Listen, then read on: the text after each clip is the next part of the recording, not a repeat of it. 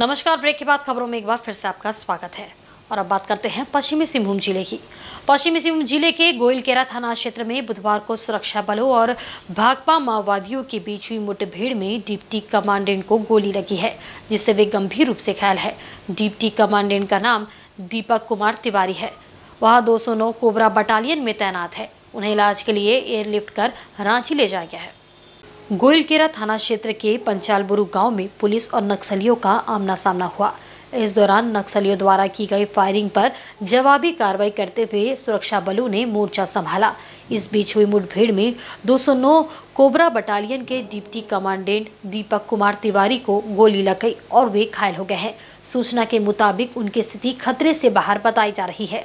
वहीं जिस एरिया में मुठभेड़ हुआ है, पुलिस उसकी घेराबंदी कर सर्च ऑपरेशन चला रही है।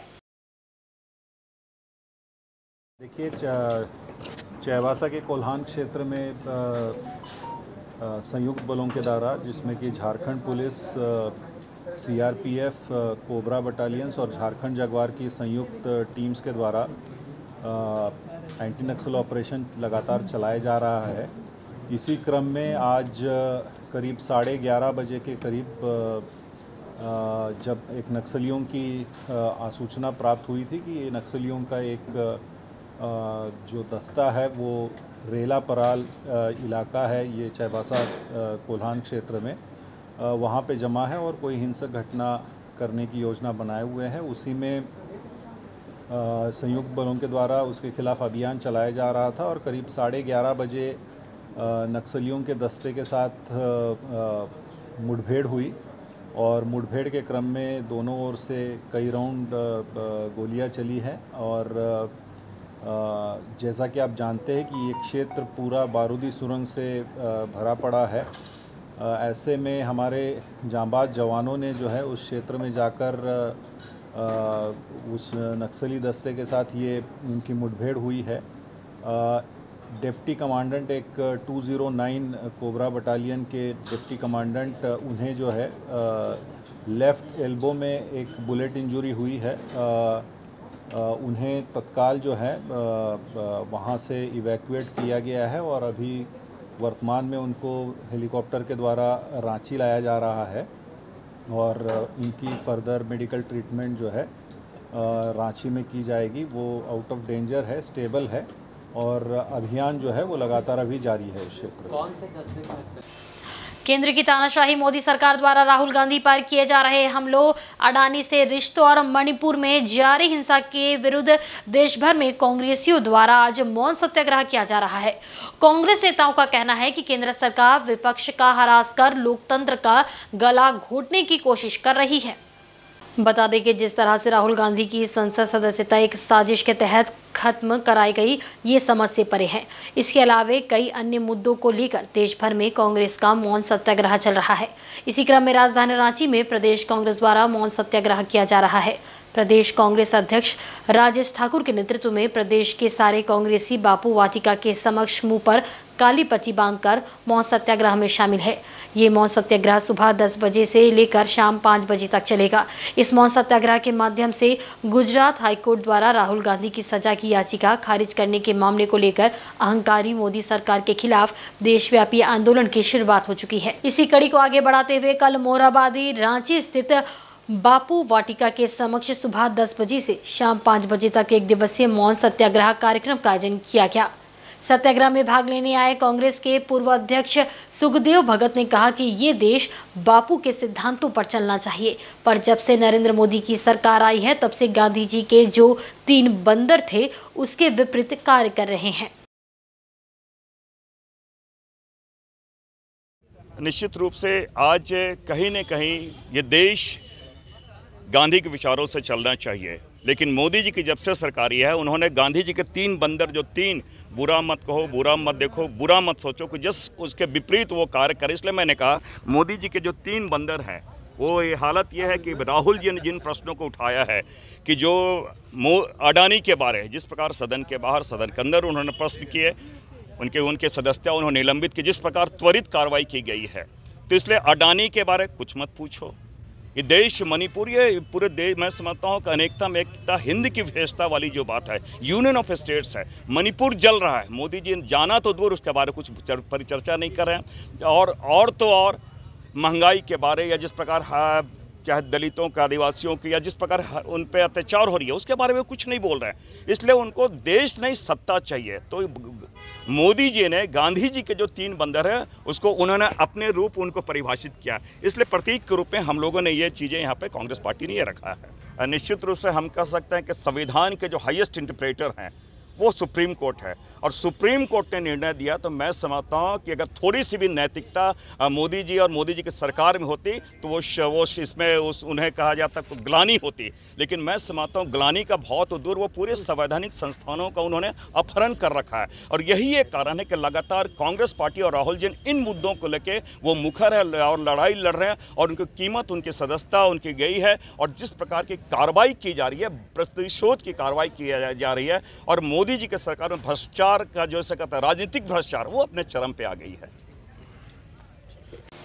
और आपको बताते चले कि तटवर्ती सुरक्षा समन्वय समिति की बैठक राजधानी रांची स्थित पुलिस मुख्यालय में की जा रही है। बता दें कि इसका गठन 29 राज्यों के पुलिस महानिरीक्षक की अध्यक्षता में राज्य में तेल और गैस के बुनियादी ढांचे के सुरक्षा संबंधी मुद्दों पर विचार विमर्श करने और उन्हें हल करने के उद्देश्य से पेट्रोलियम और प्राकृतिक गैस मंत्रालय, भारत सरकार द्वारा किया गया है।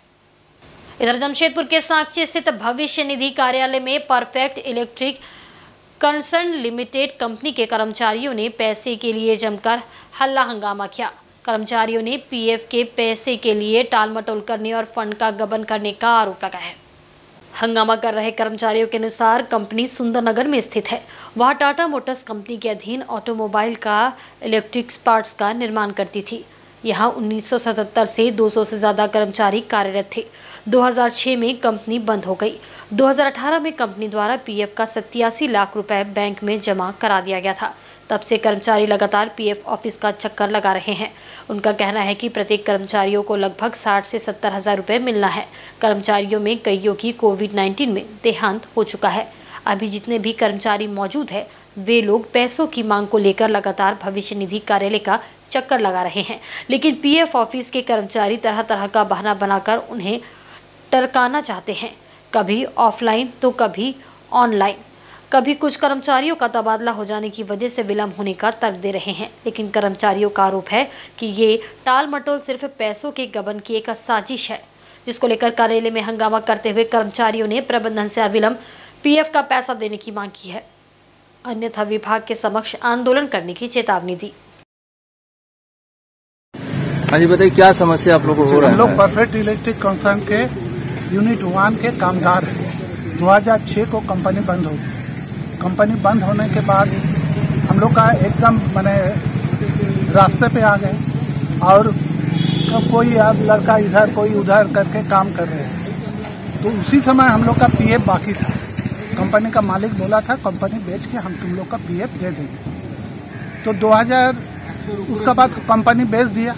बेच के सेंट्रल बैंक में जो पैसा आया उनमें से 87 लाख रुपया पीएफ अपने से काट लिया। आज 5 साल हो गया है। आज डेली आ रहे हैं हम लोग यहाँ जाके, अगर लकड़ा साहब से भेंट कर रहे हैं जो असिस्टेंट कमिश्नर है, वो बोल रहा उसका पास जाइए, ये बोल रहा उसका पास जाइए। हम लोग का कुछ नहीं, हम लोग का अपना पैसा मिलना चाहिए। जो पैसा काटा है, जो भी 87 लाख रुपया दिया हुआ है, उनमें से हम लोग को पैसा दे देना पड़ेगा।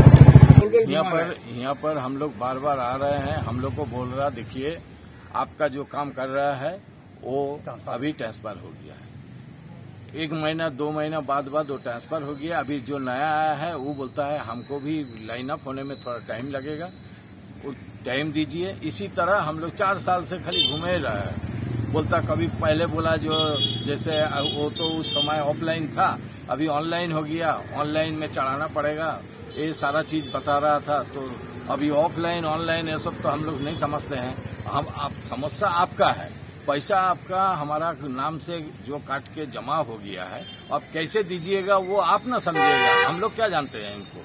और कैसे दीजिएगा नहीं दीजिएगा वो आप लोग समझिए, हम लोग नहीं जानते। बहुत पैसा मोटा मोटी एक आदमी का 60,000 70,000 करके 87 लाख 87 लाख पैसा वो जब कंपनी 2018 में दूसरे को बेच दिया है, उन्होंने जब पैसा बैंक में जमा किया तो बैंक से पैसा काट के पीएफ में आ गया है।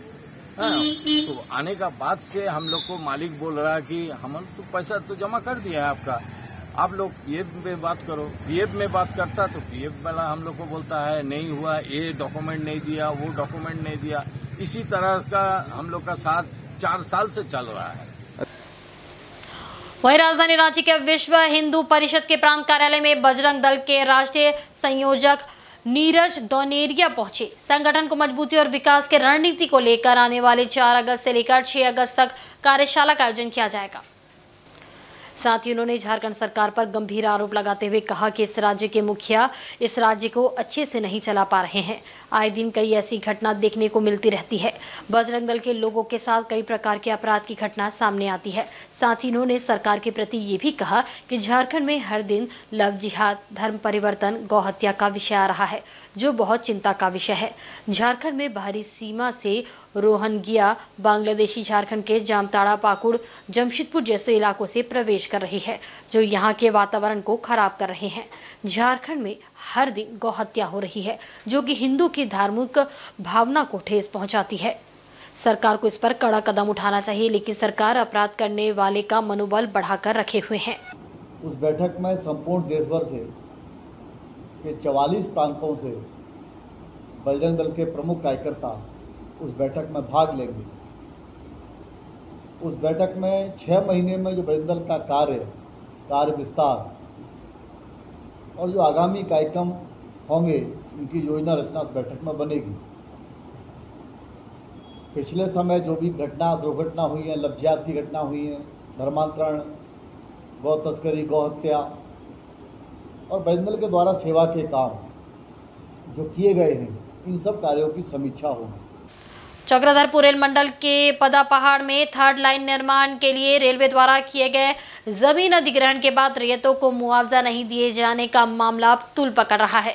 बुधवार को इस मामले को लेकर चक्रधरपुर रेल मंडल मुख्यालय में डीआरएम कार्यालय में सांसद गीता कोड़ा, डीसी अनन्य मित्तल और डीआरएम एजे राठौड़ के बीच त्रिपक्षीय वार्ता हुई। प्रेस वार्ता में सांसद गीता कोड़ा ने रैयतों के दर्द को डीआरएम और डीसी के समक्ष रखा और रैयतों को उनका हक देने की मांग की। इस मामले को लेकर सहमति बनी कि 27 जुलाई को मामले को लेकर पदा पहाड़ में रेलवे और जिला प्रशासन के अधिकारी की ओर से एक संयुक्त सर्वे की जाएगी, जिसमें मुख्य रूप से एडीसी और जिला भू अर्जन पदाधिकारी मौजूद रहेंगे। मामले के सत्यापन के बाद रैयतों को मुआवजा देने की कार्रवाई आगे बढ़ाई जाएगी। बता दें कि वर्ष 2008 में 3rd लाइन निर्माण के लिए रेलवे ने स्थानीय रैयतों की जमीन का अधिग्रहण किया था। रैयतों का कहना है कि रेलवे ने उनकी जमीन के बदले नौकरी और मुआवजा देने का वादा किया था, लेकिन इतने साल बाद भी उन्हें ना तो मुआवजा राशि मिली और ना ही रेलवे में नौकरी। इस मुद्दे को लेकर सांसद गीता कोड़ा लगातार प्रयासरत है। सांसद के प्रयास से ही चक्रधरपुर में डीसी, डीआरएम और उनकी त्रिपक्षीय वार्ता हुई। इस वार्ता के बाद उम्मीद बंधी है कि रैयतों को जल्द ही सर्वे के बाद उन्हें उनका हक मिल जाएगा। सांसद ने कहा कि वार्ता सकारात्मक रही है। रैयतों को मुआवजा देने के लिए सभी अधिकारियों ने त्वरित कार्रवाई का भरोसा दिया है। सांसद गीता कोड़ा ने कहा कि इन रैयतों को मुआवजा देने में बहुत देर की गई है, ये बिल्कुल भी बर्दाश्त करने लायक नहीं है।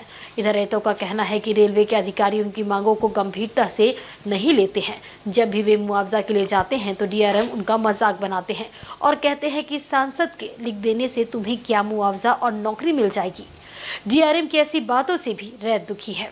लोगों का दावा है कि ये हमारा ज़मीन गया है और उसके बदले हमें अब तक ना मुआवजा मिला है ना ही नौकरी मिली है। तो इसी को लेकर के हम लोग पिछले कई दिनों से पत्राचार कर रहे थे और फाइनली आज इसकी बैठक हुई है, 3 पक्षीय बैठक हुई और इस पर यही तय हुआ है कि आने वाले 27 जुलाई को जॉइंटली जिला प्रशासन और रेलवे प्रशासन उन जिन ज़मीनों पर दावा कर रहे हैं वहाँ के रैयत, उसका स्थल निरीक्षण किया जाएगा और उसके बाद आगे का प्रोसेस किया जाए। क्योंकि आज यहाँ पर चक्रधरपुर में एमपी मैडम की अध्यक्षता में हम लोग सभी जमा हुए और डीआरएम सभी मौजूद थे। इसमें यही निर्णय हुआ है कि पाना पहाड़ में जो मैडम ने इशू रेज किया है उसके लिए हम लोग जॉइंट सर्वे के लिए टीम निकालेंगे। 27 जुलाई को ये जॉइंट सर्वे किया जाएगा, जिसमें प्रशासन की तरफ से एडीसी साहब और भू अर्जन पदाधिकारी रहेंगे। उससे पहले भी उसका कंप्लीट ब्यौरा किया जाएगा और जो भी रिपोर्ट हमें प्राप्त होगी उसके बेसिस पर निर्णय लिया जाएगा। इधर सरायकेला जिले के आदित्यपुर स्थित ऑटो क्लस्टर सभागार में बुधवार को बैंक ऑफ इंडिया के कोल्हान प्रमंडल स्तरीय टाउन हॉल मीटिंग कार्यक्रम के तहत ग्राहक सम्मेलन आयोजित किया गया, जिसमें बैंक ऑफ इंडिया द्वारा केंद्र और राज्य सरकार द्वारा संचालित विभिन्न योजनाओं के क्रियान्वयन और प्रचार प्रसार को लेकर जानकारियां दी गई। कार्यक्रम में कोल्हान प्रमंडल अंतर्गत सभी 102 शाखाओं से शाखा प्रबंधक और बैंक कर्मी कार्यक्रम में शामिल हुए। इस मौके पर बैंक ऑफ इंडिया के एग्जीक्यूटिव डायरेक्टर सुब्रतो कुमार ने कार्यक्रम के दौरान केंद्र राज्य सरकार द्वारा ग्राहकों के लिए संचालित किए जा रही योजनाओं के संबंध में विशेष रूप से जानकारियां प्रदान की। पत्रकारों से बातचीत के क्रम में उन्होंने बताया कि किसान क्रेडिट लोन, प्रधानमंत्री आवास योजना, महिला स्वयं सहायता समूह, व्यक्तिगत ऋण समेत कई कार्यक्रमों को अधिक से अधिक ग्राहकों से जोड़ने का लक्ष्य निर्धारित है, जिस पर बैंक कर्मियों को विशेष रूप से फोकस करने का निर्देश दिया गया है। इन्होंने बताया कि कोल्हान प्रमंडल में 11,588 करोड़ का व्यवसाय बैंक द्वारा 30 जून तक किया गया है। इन्होंने कहा कि स्वरोजगार से जोड़ने के उद्देश्य से भी बैंक कई योजनाओं पर कार्य कर रही है, जिसमें ग्रामीण क्षेत्र के लोगों को ट्रेनिंग तक दी जाती है। कोल्हान प्रमंडल अंतर्गत तीनों जिलों के लीड बैंक होने का भी गौरव बैंक ऑफ इंडिया को प्राप्त है। हमारी बैंक की सर्विसेज की डिलीवरी बहुत सुगम बनाया जाए, आसान बनाया जाए और क्या क्या डिजिटल प्रोडक्ट हम लेके आ रहे हैं उसके बारे में हमने अवगत कराया। और एरिया ऑफ एम्फेसिस यहाँ पे जो हमारा ध्यान रहेगा वो कृषि क्षेत्र के लिए है, जहाँ पे हम बहुत सारा जो भी राज्य सरकार और केंद्र सरकार की योजनाएं हैं उसके कार्यान्वयन के लिए हम लोग सब लोग कटिबद्ध हैं, हम लोग तत्पर हैं। और हमारी बहुत सारी जो SHG की स्कीम्स है, सेल्फ हेल्प ग्रुप, जिसमें स्पेशली महिलाओं के लिए महिला सखी है, और इसमें हम लोग काफी बढ़ चढ़ के हिस्सा ले रहे हैं और काफी अच्छा कर रहे हैं। इसके वहीं चक्रधरपुर में 11,000 वोल्ट के बिजली तार की चपेट में आकर एक 3 साल की बच्ची गंभीर रूप से घायल हो गई। बच्ची का प्राथमिक उपचार चक्रधरपुर अनुमंडल अस्पताल में किया गया है। इसके बाद उसे बेहतर इलाज के लिए रेफर कर दिया गया है। घटना चक्रधरपुर के कैनाल रोड जोड़ा तालाब के पास स्थित जुग्गी बेड़ा गांव की है। यहाँ बच्चे रोज की तरह खेल रहे थे। इसी दौरान 11,000 वोल्ट का तार टूटकर जमीन पर आ गिरा। इससे पहले कि बच्ची कुछ समझ पाते, जमीन पर गिरा तार प्रियांशु महतो नाम की एक बच्ची के शरीर में सट गया। हाई वोल्टेज तार के संपर्क में आते ही चिंगारी निकली और बच्ची बेहोश हो गई। इस बीच घर वाले मौके पर पहुंचे और करंट से झुलसी बच्ची प्रियांशु को उठाकर चक्रधरपुर अनुमंडल अस्पताल ले गए, जहां बच्ची का प्राथमिक उपचार किया गया। डॉक्टरों ने बच्ची का मरहम पट्टी कर उसे बेहतर इलाज के लिए TMH रेफर कर दिया। करंट के तीव्र झटके के कारण झुलसी बच्ची की हालत नाजुक बताई जा रही है। घटना की सूचना मिलते ही बिजली विभाग की टीम मौके पर पहुंची और घटना स्थल का मुआयना किया। बिजली विभाग का कहना है कि हाई टेंशन तार के नीचे घर बनाने पर रोक है, लेकिन इसके बावजूद घर का निर्माण किया जा रहा है, जिसके कारण ऐसी घटनाएं घट रही है। वहीं स्थानीय लोगों का कहना है कि आए दिन बिजली के तार इसी तरह टूटकर गिरते रहते हैं।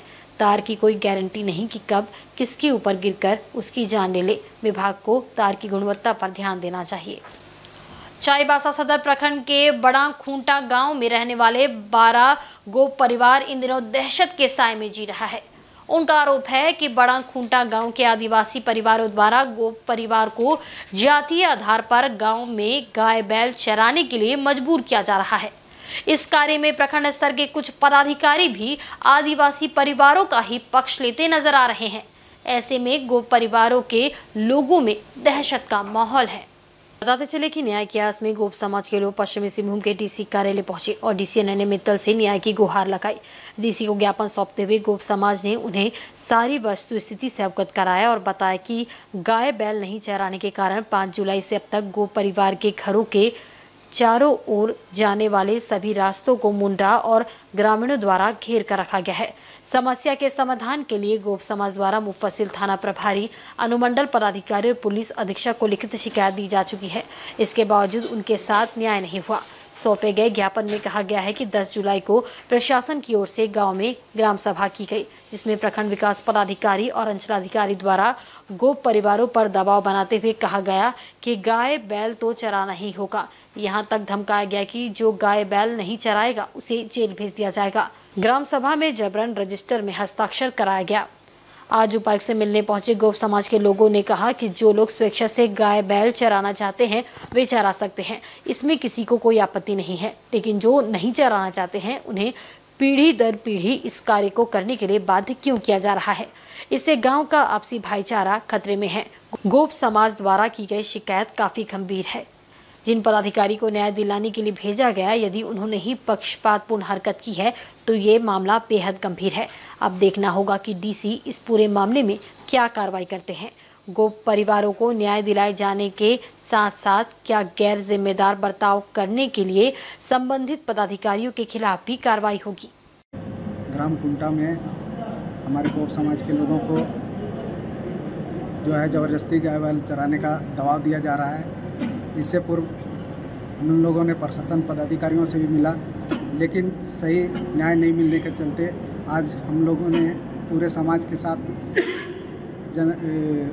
हमारे ज़िले के उपायुक्त से हम लोगों को न्याय दिलाने के लिए गुहार लगा। उपायुक्त सर यही आश्वासन दिए कि मैं इस पर सारे पदाधिकारियों के साथ बात करूंगा और इस पर मैं इस मामले को देखता हूं। गांव वाला हम लोग को बोल रहा है कि गाय बैल और बकरी चराना पड़ेगा, तब जाके आप लोग को चलने का रास्ता देंगे, हाँ रहने देंगे। इस प्रकार का मतलब समस्या है। और आप लोग को गाय बैल नहीं चराएगा तो आप लोग को भगा देंगे, इस प्रकार का धमकी दे रहा है। और अभी घर को मतलब घेरा गया है, हम लोग को निकालने नहीं दे रहा है। हाँ, 3 दिन से लगातार मुंडा के मतलब अगुवाई में गांव का ग्रामीण लोग। इधर जमशेदपुर में विश्व पेपर बैग डे के मौके पर स्कूली छात्रों ने प्लास्टिक की थैलियों को उपयोग नहीं करने के प्रति जागरूक करने के लिए बाजार इलाकों में जागरूकता अभियान चलाया। चिन्मिया विद्यालय बिष्टुपुर के छात्रों ने रोटरी क्लब जमशेदपुर फेमिना के सहयोग से ये अभियान चलाया। इसमें एक रैली निकाली गई जो बिष्टुपुर तथा कदमा बाजार क्षेत्र में घूम कर लोगों को जागरूक करते नजर आई। इनके द्वारा नुक्कड़ नाटक के माध्यम से भी दुकानदार एवं ग्राहकों को प्लास्टिक से होने वाले नुकसान एवं प्रकृति पर पड़ रहे प्रतिकूल असर के विषय में अवगत कराया गया। साथ ही सभी से प्लास्टिक का उपयोग छोड़ पेपर बैग को अपनाने की अपील की गई। नेशनल पेपर बैग डे है, जिसमें नो प्लास्टिक यूज़ नहीं करना है। इसलिए हम लोग अभी आज एक प्रोग्राम रखे हैं जो कि हमारे बच्चे जो स्कूल इंटरैक्ट क्लब के हैं चिन्मया विद्यालय के, वो आज एक रैली निकालेंगे, एक नुक्कड़ नाटक दिखाएंगे वहाँ पे जो वेंडर्स है, जो सब्जी मार्केट है उसके अंदर में, कि हम लोग को क्यों नहीं यूज़ करना चाहिए प्लास्टिक बैग, उसके बदले में पेपर बैग हम लोग को यूज़ करना चाहिए। आज हम international plastic bag free day मना रहे हैं। इसके उपलक्ष्य में बच्चों ने यहाँ पे एक छोटा सा नुक्कड़ नाटक किया, जिसमें हमें अवेयर किया कि हमें प्लास्टिक को यूज़ में नहीं लाना चाहिए। जैसे आपने देखा, बच्चे ने बताया कि उनकी गाय मर रही हैं सब, तो इसलिए हमें अपने देश को, हमारा रोटरी फेमिना का ये उद्देश्य है कि हमारे अपने शहर को प्लास्टिक मुक्त बनाएं। और चाईबासा सदर अस्पताल परिसर में विश्व जनसंख्या दिवस के अवसर पर कार्यक्रम का आयोजन किया गया, जिसमें झारखंड सरकार की मंत्री जोभा मांझी भी शामिल हुई। इस दौरान उन्होंने मिशन परिवार विकास अभियान की भी शुरुआत की। महिला बाल विकास एवं सामाजिक सुरक्षा विभाग की मंत्री जोभा मांझी, उपायुक्त अनन्य मित्तल, जिला परिषद अध्यक्ष लक्ष्मी सोरेन ने दीप जलाकर कार्यक्रम का शुभारंभ किया। समारोह के दौरान परिवार नियोजन कार्यक्रम में बेहतर कार्य करने वाले 1 चिकित्सक पदाधिकारी, 5 ANM, 4 CHO, 4 सहिया, 3 BTT, 2 सहिया साथी, 4 FP काउंसिलर को स्मृति चिन्ह प्रदान कर सम्मानित किया गया। कार्यक्रम को संबोधित करते हुए मंत्री जोभा मांझी ने कहा कि जनसंख्या नियंत्रण के संदर्भ में शहरी क्षेत्रों के लोगों में तो विभिन्न प्रकार के माध्यमों से जागरूकता रहती है, परंतु इस अभियान को हम सभी को गाँव में फैलाने की आवश्यकता है। उन्होंने कहा कि गांव में विभिन्न प्रकार की समस्याओं और कठिनाइयों के बावजूद परिवारों की संख्या में वृद्धि हो रही है। हम सभी को उस पर विशेष ध्यान देने की जरूरत है। आज शहरी क्षेत्र में हम सभी लोग भिन्न भिन्न तरह से जागरूक है लोग। ग्रामीण क्षेत्र की ओर हम लोग चलेंगे, क्योंकि ग्रामीण क्षेत्र में विभिन्न प्रकार से परेशानी, कठिनाई है, बावजूद परिवार की जो संख्या लगातार बढ़ते जा रहा है, हम उसको सबसे ज्यादा ध्यान देने की जरूरत है। अधिकांश संख्या में हमारे जागरूकता की कमी है, जिसके घर में 2 टाइम बहुत सही सलामत से उसको खाना नहीं मिल पाता हो, शिक्षा तो बहुत दूर है, लेकिन वैसे परिवार को भी ये संदेश आपके माध्यम से, सैया बहनें जो है आपके माध्यम से ये वहां तक भी पहुंचे। कार्यक्रम को संबोधित करते हुए उपायुक्त ने कहा कि विश्व जनसंख्या दिवस के आयोजन का मुख्य उद्देश्य हम दो हमारे दो के अभियान को संपुष्टि प्रदान करना है। उन्होंने कहा कि अंडर डेवलप्ड नेशन से डेवलपिंग नेशन होते हुए डेवलप्ड नेशन के स्तर पर पहुंचने के लिए ये आवश्यक है कि हम सभी ऐसे सामाजिक योजनाओं पर अपना ध्यान केंद्रित करें जिससे हमारा परिवार अच्छे से रह सके और पढ़ सके। उन्होंने सभी से अपील करते हुए कहा कि जनसंख्या नियंत्रण के लिए संचालित कार्यक्रमों के प्रति सच्चे मन से समर्पित होकर छोटा परिवार सुखी परिवार के नारे के साथ आगे बढ़े। एक समय था जब हमारे यहाँ पर पॉपुलेशन बिल्कुल नियंत्रित नहीं थी। उसके बाद ये हम दो हमारे दो का नारा आया। आज की तारीख में भी कई लोग हैं जिनको इससे अवेयर करने की आवश्यकता है। हमारा वर्ल्ड पॉपुलेशन डे इस अवेयरनेस हेतु ही बनाया जाता है कि हम लोग इसको लीगली ना करते हुए सोशली और अवेयर करते हुए लोगों को जनसंख्या की बढ़ोतरी में कमी ला सके। आप लोग ये जानते हैं कि भारत एक लिमिटेड रिसोर्सेज का देश है। आज की तारीख में हमारी पॉपुलेशन अगर उसी पेस पे बढ़ती है तो हमारे रिसोर्सेज और लिमिटेड होते हैं। एक अंडर डेवलप्ड नेशन से डेवलपिंग नेशन से होते हुए डेवलप्ड नेशन के पहुंचने के लिए हमें बहुत ज़्यादा आवश्यक है कि हम इन सोशल प्लानिंग्स पे भी ध्यान दें ताकि हमारा परिवार अच्छे से बढ़ सके, अच्छे से फल फूल सके। आप सभी जानते हैं कि कुछ अनअवेयर लोग ये धारणा रखते हैं कि जितने बच्चे होंगे उतने हाथ बटाने के लिए होंगे, परंतु इससे मैं सहमत नहीं हूं और ना ही इससे हमारा ये स्वास्थ्य विभाग सहमत है। आप सभी लोग जानते हैं कि एक परिवार चलाने के लिए कितनी चीजों की आवश्यकता होती है। आपको पैसे की, समय की और कई तरीकों की आवश्यकता होती है कि आपका एक परिवार सुखी समृद्ध तरीके से चल सके। हम सभी लोगों के लिए ये बहुत आवश्यक है कि हम वर्ल्ड पॉपुलेशन डे के इस अवसर के महत्व को समझते हुए पॉपुलेशन नियंत्रण के जो भी आवश्यक हमारे तरीके हैं उनको इस्तेमाल करते हुए एक सुखी समृद्ध परिवार बनाएं। छोटा परिवार सुखी परिवार के नारे को हम लोग आगे लेके चल सके, यही मेरा आप लोगों से आग्रह है और इसी की मैं आशा करता हूँ। और आज के बुलेटिन में बस इतना ही। कल फिर हाजिर होंगे कुछ नई खबरों के साथ। तब तक देखते रहिए इनसाइड झारखंड न्यूज। नमस्कार।